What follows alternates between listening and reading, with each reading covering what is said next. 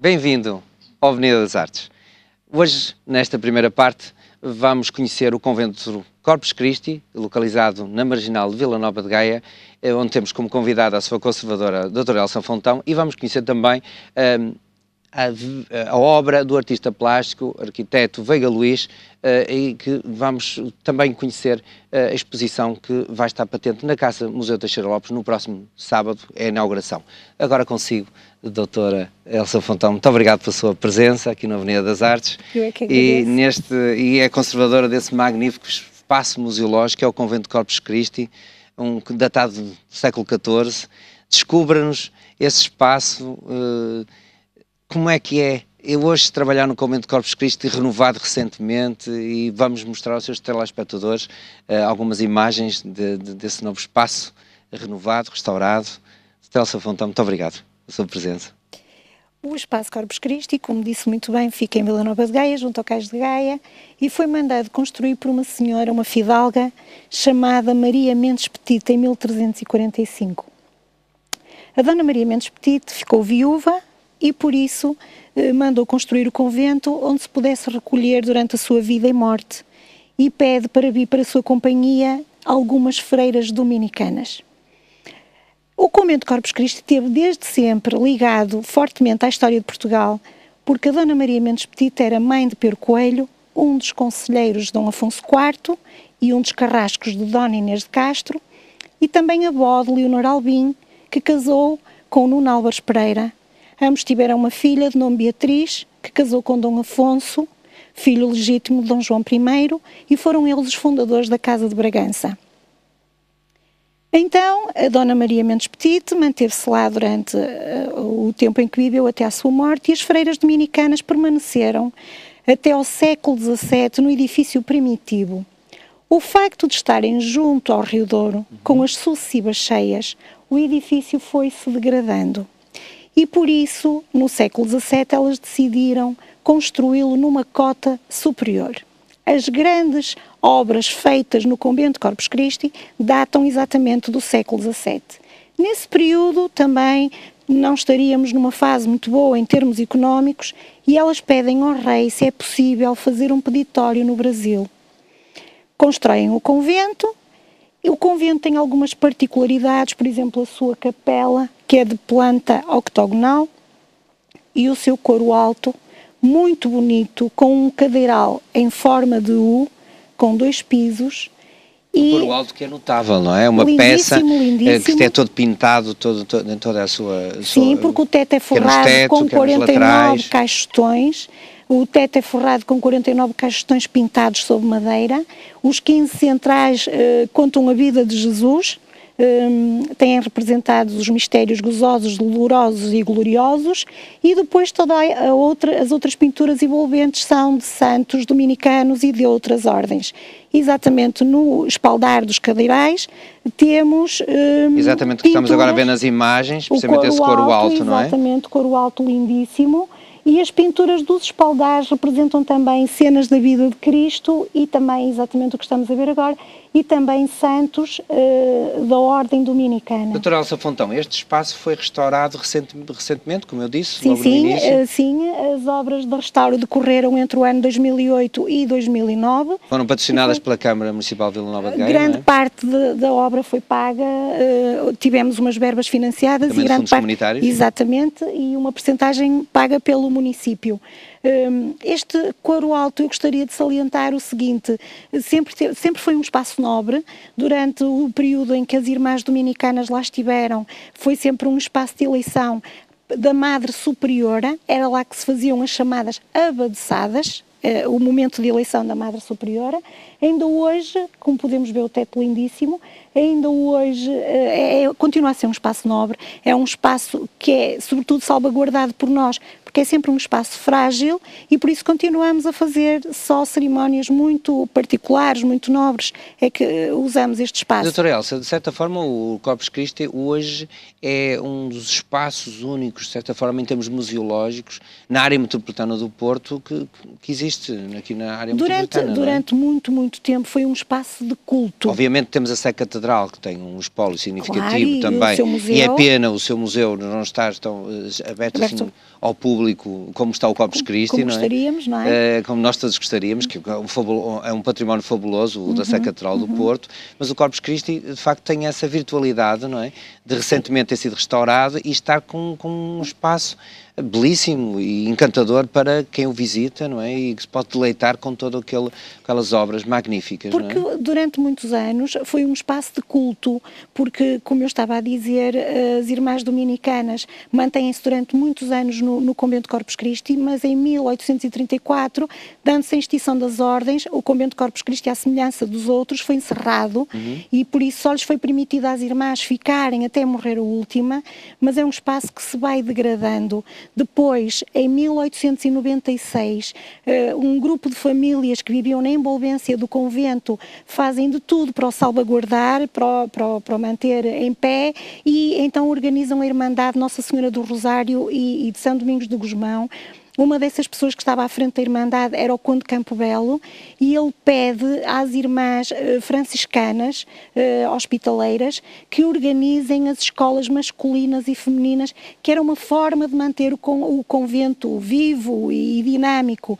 E as irmãs franciscanas mantêm-se lá até 1922, mas neste ano é feita uma inspeção, se pudermos dizer, pela ASAI da altura, e eles detectam que de facto não há as mínimas condições e que é necessário tirar aquelas crianças de lá. Em 1930 chegam as Irmãs do Bom Pastor, com uma missão muito específica, que é salvar crianças em risco, crianças da rua, e por isso formam um Instituto Feminino de Regeneração, que se mantém até 1992. Foi à Ordem de Malta, não é? Exatamente, em 92 elas fazem um protocolo, como já rareavam as vocações, as freiras eram pouquinhas, fazem um protocolo com a Fundação Frei Manuel Pinto da Fonseca, que está associada à Ordem de Malta, e mantêm exatamente a missão que tinham, que era a salvaguarda destas crianças em risco. Foi até então essa data que a Câmara Municipal de Vila Nova de Gaia, vendo o potencial daquele património, fez um protocolo com o Ministério, a qual estava entregue em 2002. A Fundação mantém-se de 92 a 2002 e em 2002 há uma reforma feita pelo Ministério da Justiça e então aquele espaço é definitivamente encerrado como salvaguarda de crianças em risco. E foi entregue à Câmara Municipal de Nova de Gaia para exploração. Em 6 de agosto de 2002 a Câmara de Gaia faz um protocolo com o Ministério da Justiça no sentido de salvaguardar aquele espaço e valorizar.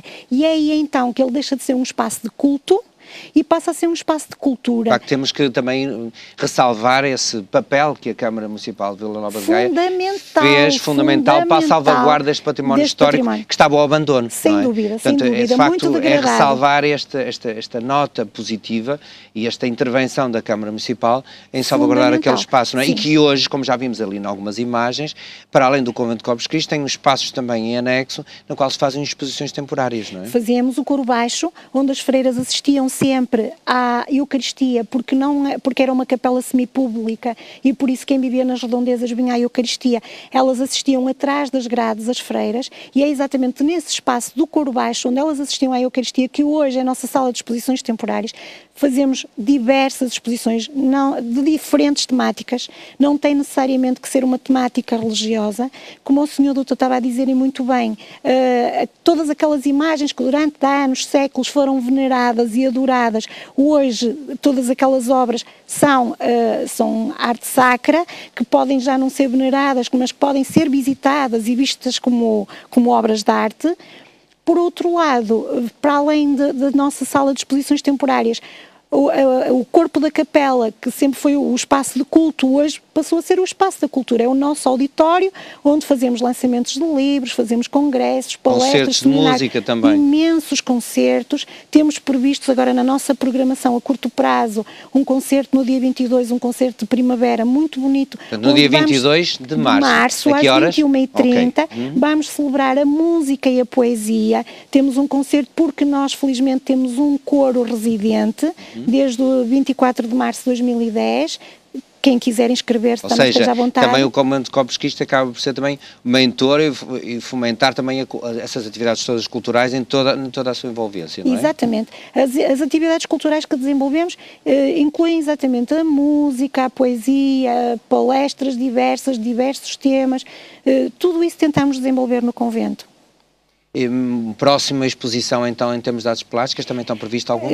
Artes plásticas não. Temos a inaugurar no dia 6 de abril uma exposição que vai estar patente ao público durante 3 meses sobre os 250 anos da Torre dos Clérigos, porque Niccolò Nasoni, para além de ter sido o arquiteto da Torre dos Clérigos, foi também o arquiteto da fachada da capela do Convento Corpus Christi. Daí a nossa colaboração nestas comemorações dos 250 anos da Torre dos Clérigos. Dr. Elsa Fontão, eu de facto fiquei maravilhado com toda essa descrição e todo esse dinamismo.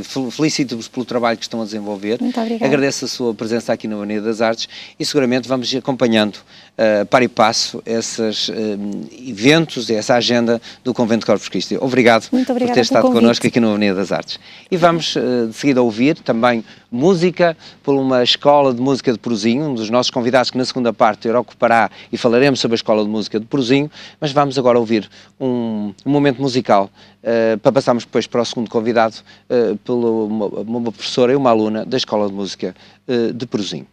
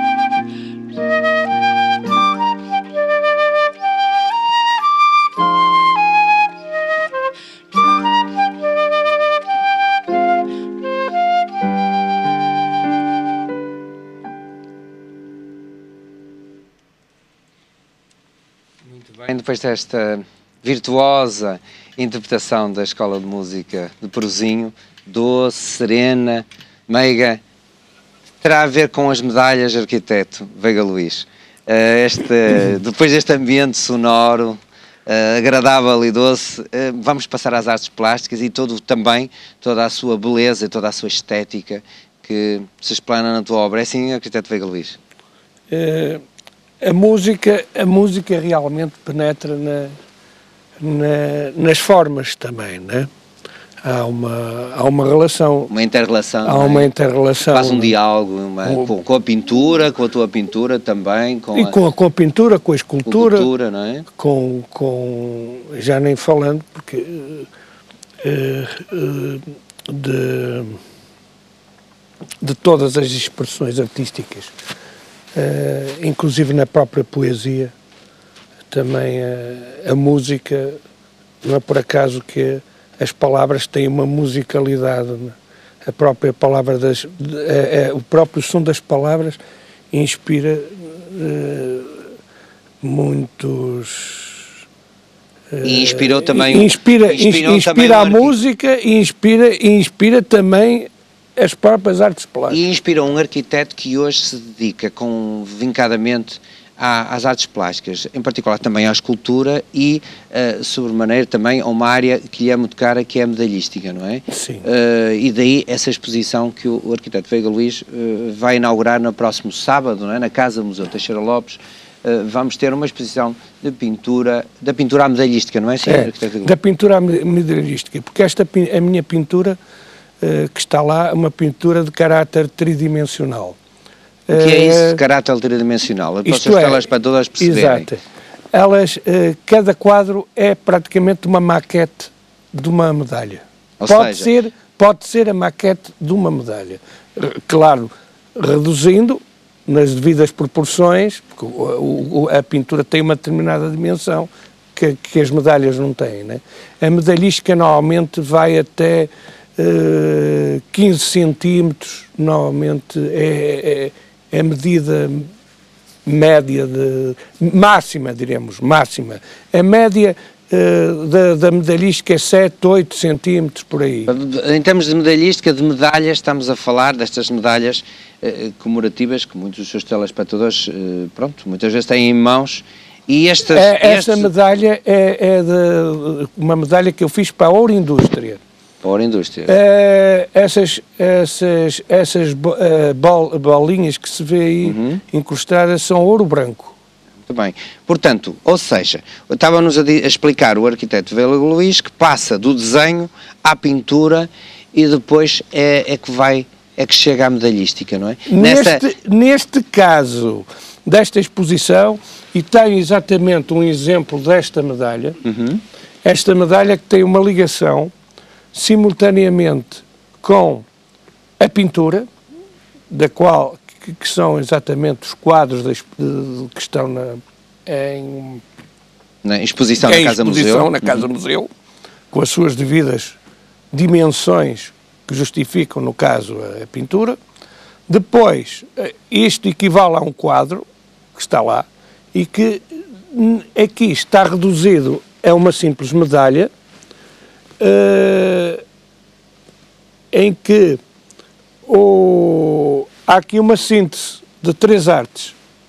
Há o quadro, que serviu de maquete, há a fotografia que foi tirada do quadro para se fazer a medalha, e há todo este alto relevo, porque exatamente os meus quadros estão todos são tridimensionais em alto relevo, porque há uma sobreposição de telas, e pronto, isto representa esse trabalho, diremos, síntese, que é aquilo, porque não é por acaso que eu tenho pinturas, tenho 3 pinturas que eu resolvi fazer, das quais refazer medalhas, mas porém podia fazer medalhas de todas as pinturas que estão lá expostas. Toda a medalhística do arquiteto Veiga Luís passa muito pelas formas geométricas.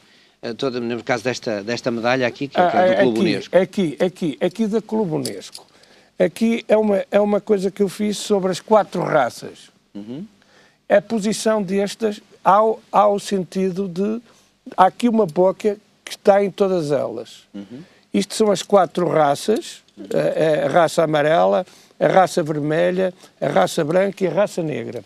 o que acontece? Acontece que nesta posição as 4 raças dialogam através de... Há um diálogo simultâneo nesta posição. Isto é um diálogo intercultural e multicultural, e multicultural a todos os níveis, desde os em todas as manifestações religiosas, não religiosas, profanas e sagradas.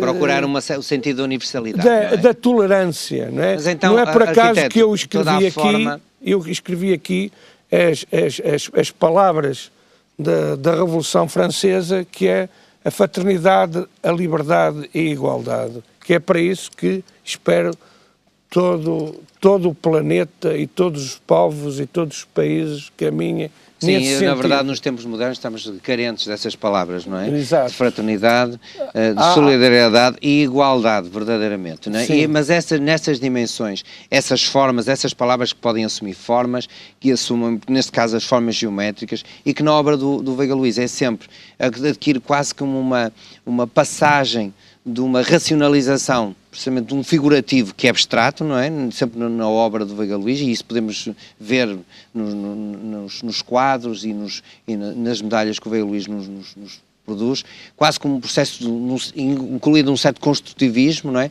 Que parte de um projeto de refazer uma ideia e de vertê-la através de uma forma geométrica, de uma forma que acaba por ser um resumo de um pensamento, de uma ideia do ato criativo, é isso? É.